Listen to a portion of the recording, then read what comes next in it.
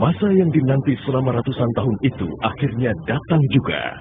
17 Agustus 1945, Indonesia menyatakan dirinya merdeka sebagai sebuah negara yang berdaulat.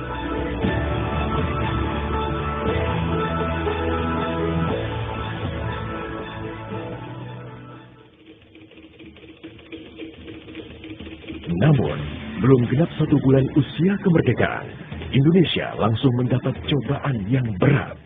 Tentara sekutu yang di dalamnya ada tentara Belanda mendarat di Jakarta dan kota-kota besar lainnya di Indonesia.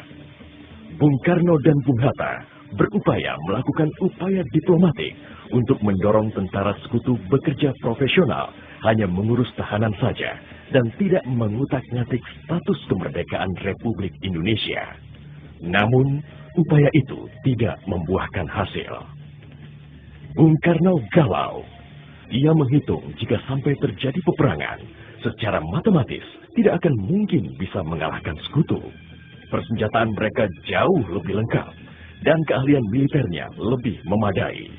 Atas saran Jenderal Besar Sudirman, Bung Karno diminta mengirim utusan khusus kepada Roisul Akbar Nahdlatul Ulama, Hadratus Syekh Kiai Haji Hashim Asy'ari di Pondok Pesantren Tebu Ireng, Jombang.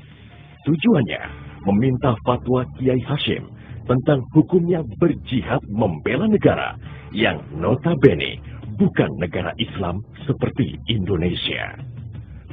Kiai Hashim lantas memanggil Kiai Haji Wahab Hasbuloh dari Tambak Beras, Jombang. Kiai Wahab diminta mengumpulkan ketua-ketua NU se-Jawa dan Madura untuk membahas persoalan ini.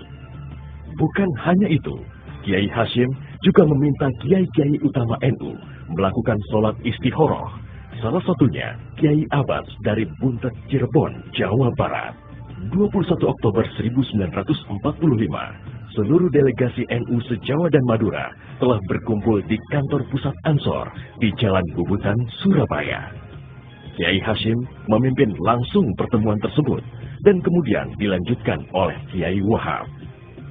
Setelah melalui diskusi yang cukup panjang dan mendengarkan hasil istikharah para kiai utama NU, esok siangnya, tanggal 22 Oktober 1945, pertemuan menghasilkan 3 rumusan penting yang kemudian dikenal dengan istilah Resolusi Jihad NU. Pertama, setiap muslim, tua, muda, dan miskin sekalipun, wajib memerangi orang kafir yang merintangi kemerdekaan Indonesia. Kedua, pejuang yang mati dalam membela kemerdekaan Indonesia layak dianggap syuhada. Ketiga, warga yang memihak kepada Belanda dianggap memecah belah persatuan dan oleh karena itu harus dihukum mati. Dokumen resolusi jihad ditulis dalam huruf Arab Jawa atau pegon, ditandatangani Kiai Haji Hashim Asy'ari, disebarluaskan ke jaringan pesantren, tak terkecuali kepada komandan-komandan Laskar Hizbullah dan Sabilillah di seluruh penjuru Jawa dan Madura. Dokumen resolusi jihad juga dimuat di sejumlah media massa pergerakan masa itu. Hanya berselang 3 hari pasca resolusi jihad dicetuskan, 6.000 tentara sekutu mendarat di Pelabuhan Tanjung Perak, Surabaya dengan persenjataan lengkap.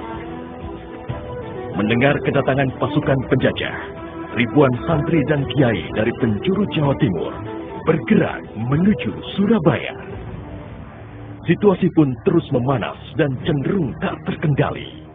Resolusi Jihad NU telah memompa semangat perlawanan rakyat dan memicu terjadinya pertempuran hebat selama 3 hari di Surabaya, tanggal 27, 28, dan 29 Oktober 1945. Tentara Inggris kewalahan menghadapi perlawanan rakyat Jawa Timur. Mereka lantas mendatangkan Bung Karno ke Surabaya untuk diajak berunding melakukan gencatan senjata. Pagi hari tanggal 30 Oktober, gencatan senjata ditandatangani pemerintah Indonesia dan Inggris. Namun, sore harinya, terjadi insiden di Jembatan Merah yang menewaskan orang nomor 1 tentara Inggris di Surabaya, Jenderal Malabi. Gencatan senjata pun langsung berakhir. Pengganti Malabi, Jenderal Robert Munser, mengultimatum Laskar Pejuang dan tentara Indonesia agar menyerahkan senjata kepada Inggris paling lambat 10 November 1945. Jika tidak, Inggris mengancam akan membumi hanguskan Surabaya. Mendengar ancaman itu, para komandan Laskar Hizbullah, Sabilillah, Mujahidin, TKR, dan para santri marah besar. Seorang pemuda bernama Sutomo atau yang dikenal dengan Bung Tomo sowan kepada Kiai Hashim. Ia meminta izin kepada Kiai Hashim untuk menyiarkan dan menyebarluaskan resolusi jihad melalui radio. Bismillahirrahmanirrahim. Merdeka! Saudara-saudara penduduk kota Surabaya, kita semuanya telah mengetahui bahwa hari ini tentara Inggris telah menyebarkan pamflet-pamflet yang memberikan suatu ancaman kepada kita semua. Kita diwajibkan untuk dalam waktu yang mereka tentukan menyerahkan senjata-senjata yang telah kita rebut dari tangannya tentara Jepang. Tetapi inilah jawaban kita. Selama banteng-banteng Indonesia masih mempunyai darah merah yang dapat membuat setarik kain putih, merah dan putih, maka selama itu tidak akan kita mau menyerah kepada siapapun juga. Allahu Akbar, Allahu Akbar, Allahu Akbar. Merdeka! Pertempuran 10 November membuat malu tentara Inggris. Target mereka menguasai Surabaya dalam waktu 3 hari tak terbukti. Bahkan di hari yang kedua, Inggris kehilangan Jenderal Robert Munser. Artinya, dalam 1 bulan menghadapi arek-arek Surabaya, mereka sudah kehilangan 2 jenderal terbaiknya. Perang Surabaya berlangsung selama 3 minggu.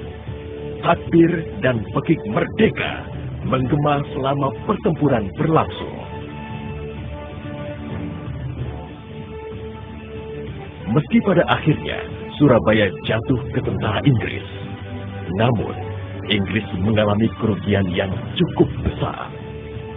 Ribuan serdadu terlatihnya tewas, termasuk 300 serdadu Gurkha Inggris dari India dan Pakistan yang membelot ke Indonesia setelah tahu lawan mereka adalah para ulama Islam dan santri yang sedang berjihad membela negaranya.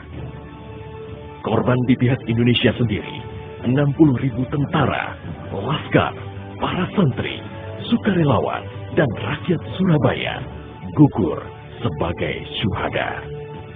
Tanpa resolusi jihad NU, tidak akan ada peristiwa heroik 10 November 1945.